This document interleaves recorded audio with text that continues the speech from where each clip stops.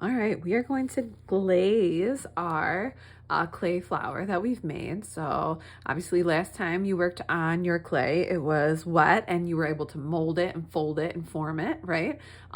Now it has been through the kiln firing one time. So now when we get it, it is called Bisqueware. So you can feel it. It's kind of hard and it has now had all the water evaporated out of it. It's now can no longer be folded. It's this white in color, right? So it's ready to have the next step, which would be adding our glaze and then placing it into the kiln again to then be glaze fired. And glazes are made up of a bunch of different chemicals. So there's chemistry involved in this process of creating these glazes. There's something called flux that helps this melt.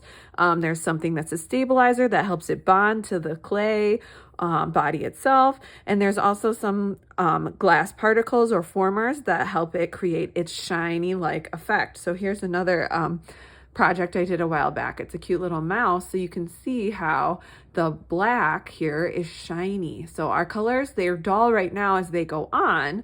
But once they go back into the kiln and are fired, they'll come out shiny like this cute little cat.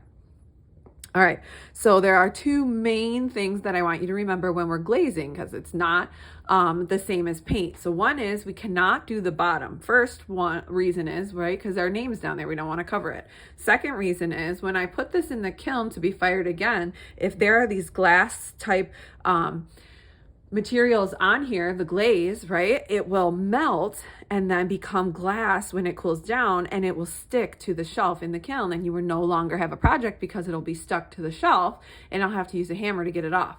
So we do not want any on the bottom or you will not be happy with it. You won't get a project then.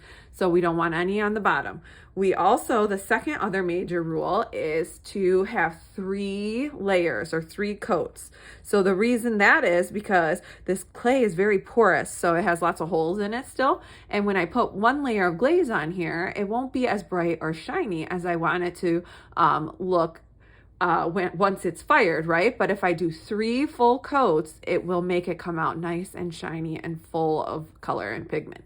So I am going to do, I think, green on my leaf and a red flower here. You can tell this is more like a pinkish red, but it's going to come out a nice, brilliant red once it's been fired. So the colors of glaze here aren't always how they look once they have been fired.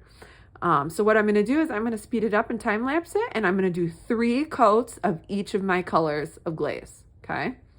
Letting it dry in between each layer. It dries very fast, you'll see, okay?